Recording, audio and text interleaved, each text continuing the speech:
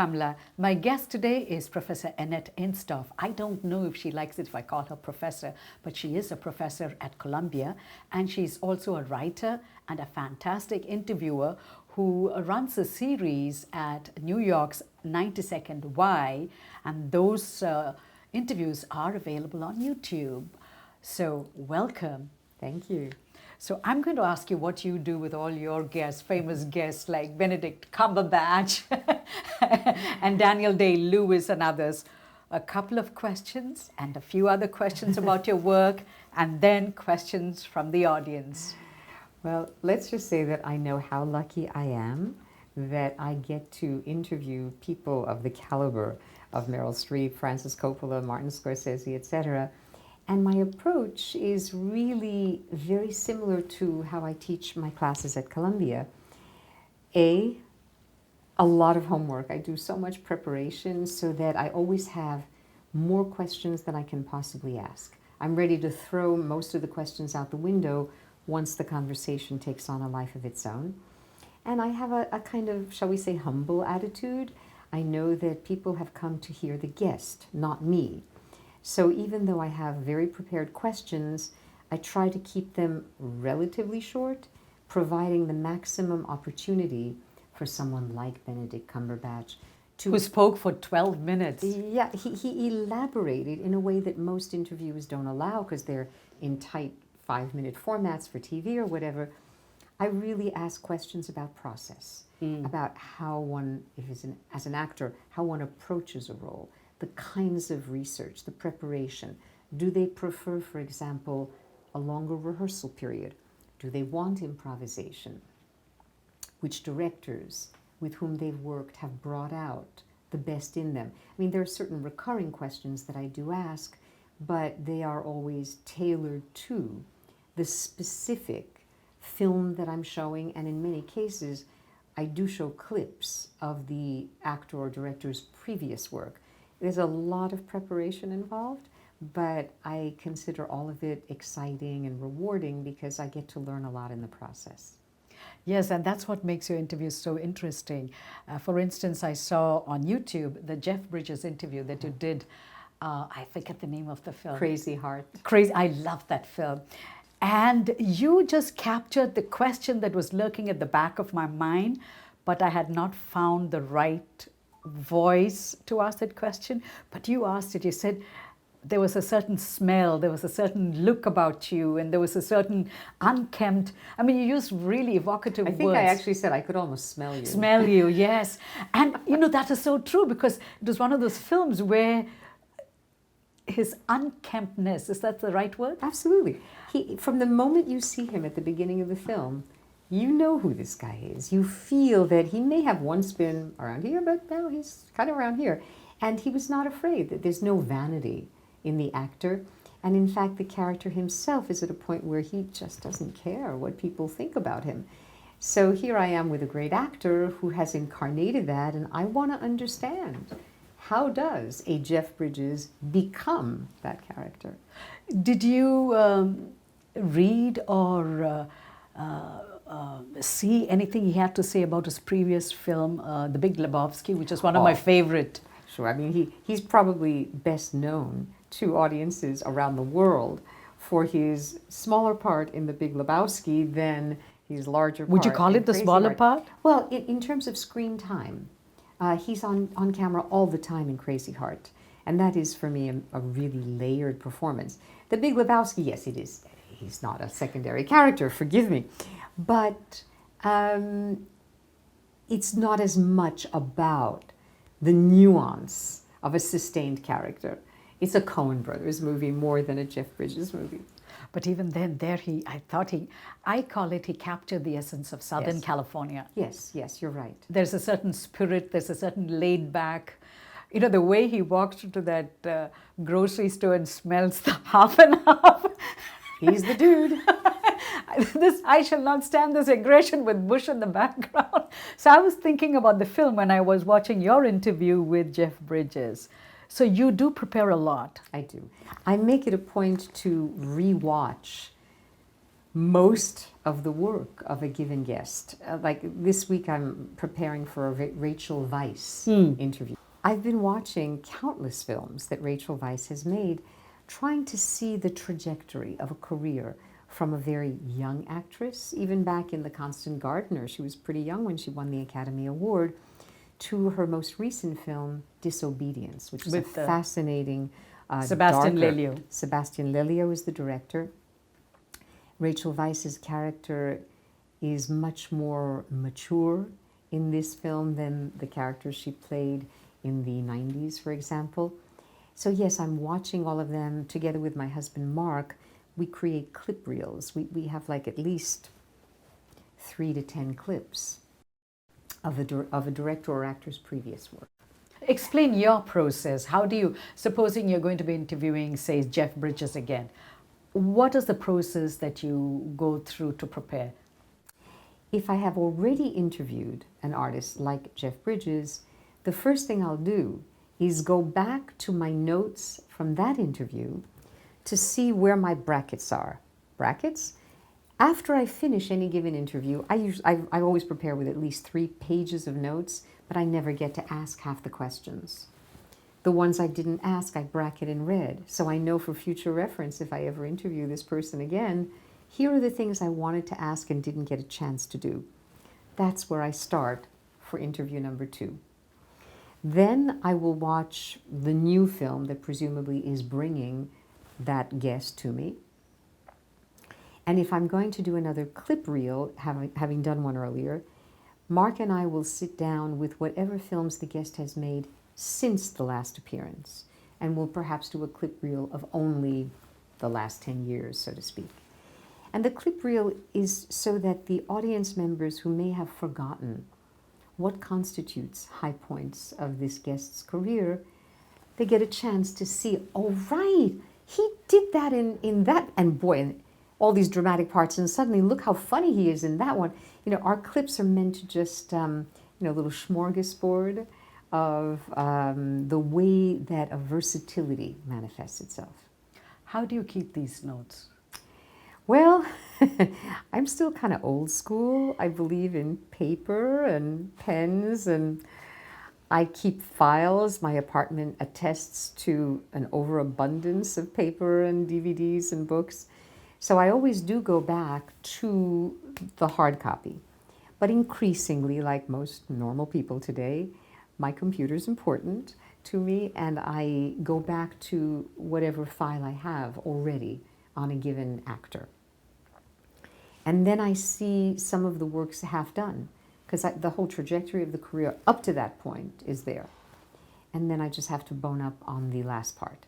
But with Rachel Weisz, for example, it's the first time that I'm going to be interviewing her, and also one of the rare cases where I'm interviewing someone I've never met before. Usually I've met people at film festivals or cocktail parties. So I'm being scrupulous in terms of being sure that I have seen almost all of her films, at least the notable ones, that I understand choices that were made. For example, with Disobedience, she optioned the novel of Naomi Alderman. So that means I have to then do more work on the source material of Naomi Alderman's novel, Sebastian Lelio, have to go back to my notes about A Fantastic Woman or Gloria to help understand why Rachel Weisz would choose a Chilean director who's not Jewish for a very Jewish story set in London. That tells you something about her. Yes, absolutely. There's this, she obviously watches good movies, not just makes them. The Rachel Weisz and Sebastian Lelio question brings me to, there's so many things I need to ask you, and we don't have much time, brings me to this new book of yours, Cinematic Overtures, How to Read Opening Scenes. We'll talk about this, but I generally end up asking filmmakers about their opening scenes before I discovered you. So for Sebastian Lelio, I did ask him about the waterfall scene in A Fantastic Woman. What did you think of it? Well, so many films, much like A Fantastic Woman, begin with an image that does not seem to be directly connected to the plot. or to the introduction of character. Is that misdirection? It can be misdirection. Yeah, you've obviously read it. That's one of my chapters. Very often a filmmaker will create an ambiguous note, will create a tone by using, for example, an element, part of natural imagery, that leads you to sort of question what you're about to see, as opposed to just, hey, absorb me like a sponge. You know, here's your establishing shot, here's the character, here's the plot. No, this is more elliptical. It kind of makes you more aware of the storytelling, more attentive, makes you wonder about the relationship of individual and place, gives you, in this case that you're mentioning, a sense of turbulence, which will be appropriate to the emotional tone of the film. So I can't answer for Sebastian Lelio, but I believe that that's an excellent example of a filmmaker's choosing an opening image that is meant to kind of make you sit up a little higher and go, and then you enter in a more deliberate way. The book is very interesting, the cinematic overtures. You have about 8 chapters, and you say there are 8 different ways in how these opening overtures, opening scenes, give you a sense of how the story is going to unfold. Right. Out of these 8, which is the most interesting overture for you?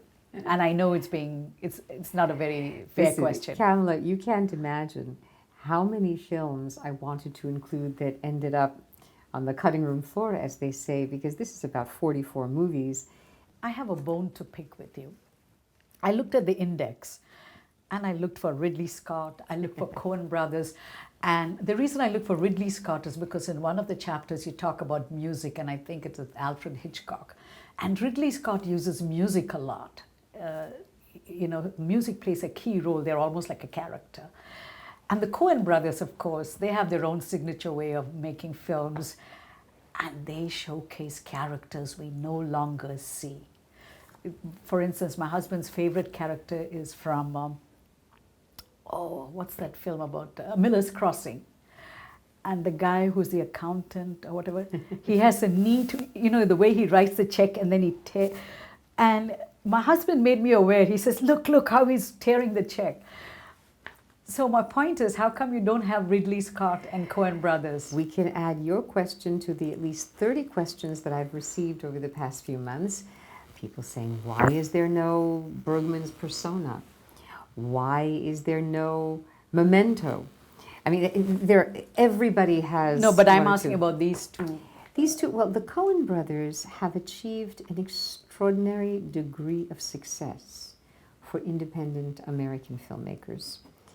Maybe I should be honest in acknowledging the Coen brothers do not need me to make sure that people watch their movies. Similarly, Ridley Scott has had an extraordinarily rich career. Some of his films I have found more successful than others, but I would be hard-pressed if I had to justify my selection of filmmakers, and knowing that I only had 44 titles to work with. I will always put a Philip Kaufman higher than a Ridley Scott because of the experimentation, the risks, or the sophistication of storytelling that I feel in Kaufman's work. And yes, he's highly represented in the book. I do talk about And you've written a book. And I wrote a whole book about Philip Kaufman's work. The Lightness of Being. It's not just a great opening.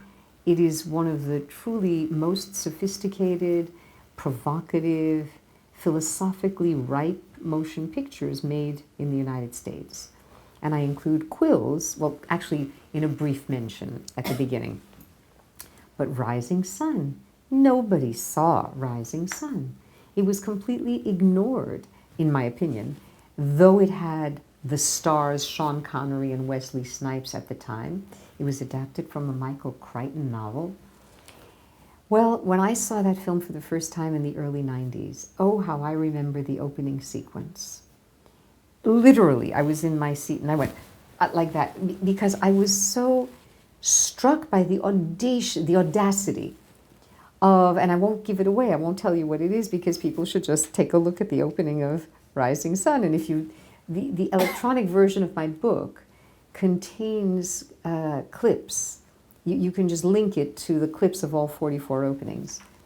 But it was a very dislocating opening that made me aware of how wonderfully directors can mislead the viewer by showing you in the first scene that what you think you're seeing is not, or let's just say there's much more than what you thought was going on.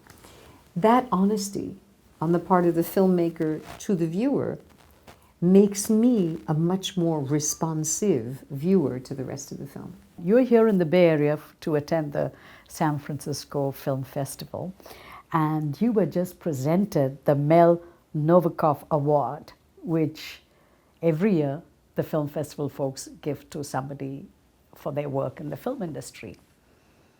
How did you get to hear that you're going to get this award? I got the most beautiful emailed letter from Rachel Rosen telling me that I was named this year's recipient. Now, I already had heard of the award and I knew the amazing company that I was in. Previous recipients of this award include Andrew Sarris, Pauline Kael, Roger Ebert, Janice and the Criterion Collection, Dan Talbot, David Thompson, Tom Luddy, etc. I was like the who's who, the pantheon, in my opinion. And my second thrill was because I actually knew Mel Novikoff, though superficially and briefly. I had met him, this was when I started writing for the New York Times in 1979. I was writing for the Arts and Leisure section. That's the year I started going to the Cannes Film Festival and the Telluride Film Festival, where to this day I moderate all the panels in the mountains of Colorado. Not only did I meet Mel Novikoff, and I remember his energetic, vibrant spirit, but I knew how important he was for the exhibition of what we call specialty films and on the West Coast. You mentioned somebody whose name we no longer hear because she used to write about films long time ago, Pauline Kael. Oh, yeah. Did you grow up reading her film I reviews? did.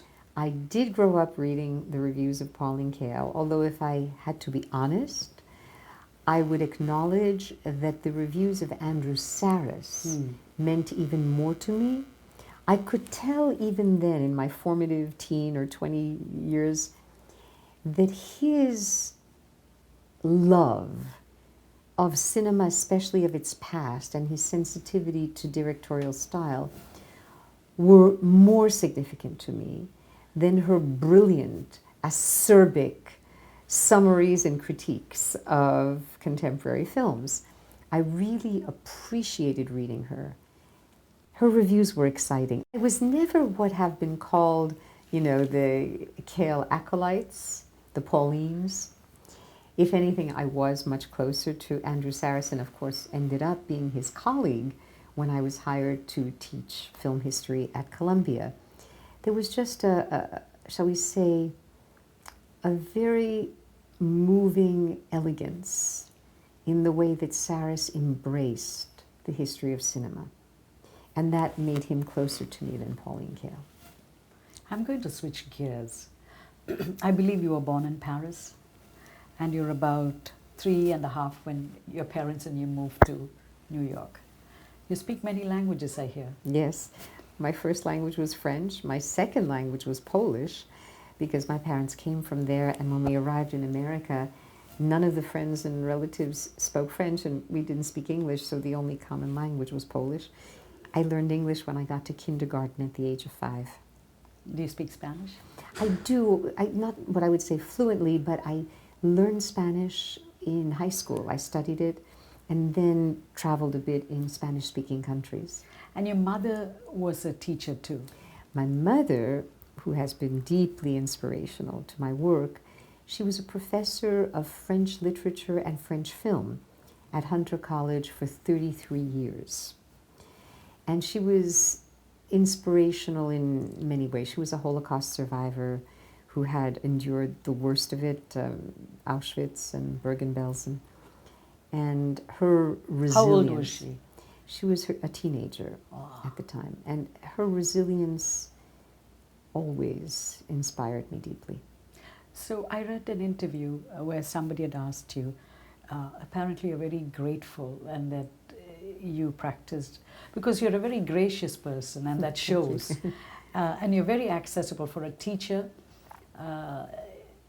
You're not snobbish. No, snobbish is not a word that I believe can easily be associated with me. Yeah, and I was comfortable enough to ask you, I have a bone to pick about Sure. Ridley Scott and Coen Brothers, and you answered that question. How much who influenced you? Was it your mother or your father when it comes to being grateful, gracious, and just being nice? First of all, thank you for the compliment. It's always hard for the person to answer that. Maybe my husband can answer it better because he has seen certain aspects of me with my mother. My father died quite some time ago. The older I get, the more I believe that I truly am an amalgam of my father and my mother, who were exceedingly opposing personalities. I can summarize it for you in two hand gestures. My father, who had very little official education because the war broke out, he was in the army, then he escaped from a forced labor camp and was hidden by Polish peasants in the woods because he was Jewish. When I grew up, whatever my mother or I, and I'm an only child, would say in the house, he would go, You know what that reminds me of Ben, what's his name? Ben Stiller's father in the Meyerowitz stories? No, not Meyerowitz story, the Seinfeld. Ben Stiller's father acts, right? Oh, Jerry Stiller. Jerry Stiller does that, right? That's maybe one of the reasons I didn't realize that I love Jerry Stiller so much. I've known him for many years and I adore him. So I But interrupted you. So my father, I would say, "Oh, Daddy, I'm getting a B plus instead of an A," and he would look at me, and which was translates into "let it go. It's just not important." My mother, on the other hand, had a very different gesture. When I would be going out to something, her gesture was, it was like caution, wariness, be careful, don't do things. So I grew up never thinking about these hand gestures, but they do represent what my parents were. My father was very easygoing, indulgent. He was in real life, his professional life was a jeweler and watchmaker on 47th Street in the Diamond District of New York.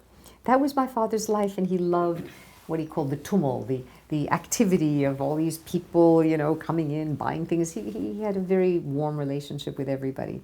He, by the way, was not a snob in any way, shape, or form. Anyone who came in, he talked to. My mother was a bit of a snob. She came from an upper class, Krakow, Poland, intelligentsia. Her father was a captain in the Polish army. And she suffered a great deal during the war. She had no siblings, and when the war was over, she had nobody left except a cousin in France. And she learned to really fend for herself, defend herself. And after she married my father, when we came to America, she made a career. She went back to school. She went back to college to get her degree. She then did her PhD in 3 years at City University Graduate Center, and then she started teaching. She was much more paranoid than my father in the sense that she could feel danger. She could feel menace everywhere. So she sensed it. Yeah, based on her experiences. So she was very protective of me. And this was like, be careful, don't do anything wrong. It was this. And my father was like, live your life. He actually, his phrase to me often was, enjoy your life. So, both of these tendencies are in me. Professionally, I think I take more after my mother, highly disciplined, over-prepared, very high standards. When I grade my students' papers, they're very nervous because every little mistake of spelling, grammar, punctuation, sentence structure, I note it. I mean, for me, form and content are not separable. But from my father, I learned the ability to just say, let it go, you know, to be more indulgent or lenient with people, and also to not be quite so hard on myself. Because I think I'm a little over, you know, I work too hard sometimes, although I don't consider it work because I love it. But sometimes I'll hear my father's voice like, enjoy your life, go outside, stop with the work. So I think those are those are among the formative influences of my life. Do you watch a film a day? It averages out to a film a day. It's often 2 films a day because I'll show one in class, then either come home at night and watch another link or DVD, or we go out to a screening. Festivals, it's 3 a day. But there are 1 or 2 days a week where, guess what? There's nothing we have to watch. We see friends. We eat at a restaurant. I go swimming. But it's on average, I see 400 films a year. How did you discover your love for films? It's a long story, but to make it short, I loved films ever since childhood. But when I was doing my PhD in English With Alan Bloom? Harold Bloom was my advisor, and he was extraordinarily kind and generous with me. He knew I wanted to do film work rather than literary work. And he's a stickler for sentence structure and all that. Oh yes, he graded my papers very carefully, and I appreciated that. The film societies at Yale were run by students. Every night of the week you could see the greatest films ever made. And I went every night of the week. And you taught at Yale too? I started teaching after this experience of going to movies every night for 2 years while I was doing my first coursework. By the 3rd year, everyone knew I was doing film, so they asked me to teach a seminar on the French New Wave.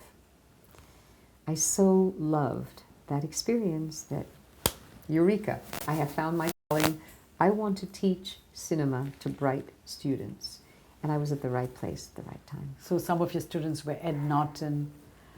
Did you have, who else did you have? I've had a lot of famous students over the years. Early on at Yale, Jodie Foster, Angela Bassett, Edward Norton. Then at Columbia, I've had quite a few as well. Famke Janssen, and some of the directors, of course. I'm sorry, I'm suddenly blanking on names. Steven Shainberg, producers like Douglas Wick, and Ramin Barani. Yes, he has a new film my out. student, and I'm so proud of him because I saw Fahrenheit 451, which HBO will be premiering around mid-May. And he was petrified for me to see it because Oh, really? because he knows that I love Truffaut and that I had written extensively about Truffaut's And he made... Fahrenheit 451. So, how would I be comparing Truffaut to Barani? So when I emailed Ramin to tell him how much I appreciated the bracing and provocative and persuasive vision of his film, he answered right away with just such relief, because he feared that I would say, well, you're no Truffaut. But it's a very different envisioning of Ray Bradbury's classic novella. It's not the same universe. But Ramin, as he puts it, I was his first cinema teacher. So I'm very proud that he went on to do such great work. Yeah, I liked his films, 99 Homes. And the first ones, when he did Man Push Cart. Yes, yes. And Chop Shop, Goodbye Solo. These are films that are truly worthy of more awareness. But I also like the one with And Michael Shannon. 99 Homes is superb. It's an excellent film. Yeah. Annette, I could talk to you for 2 more hours. Thank you. Hopefully do you come to San Francisco often? Not really. I was here for the 2012 San Francisco Festival, and I was here for the Mill Valley Festival. Yeah, last year. But if invited, I tend to say yes. Okay. Hopefully we get to see you again, Annette. Thank you very You much. are truly a fount of information on films. Thank you. Thank you so much. Appreciate Merci beaucoup. De rien. And thank you for watching. If you missed any of our shows, you can catch them on our YouTube channel. And we'll be back again next week with another new conversation. Until then, goodbye.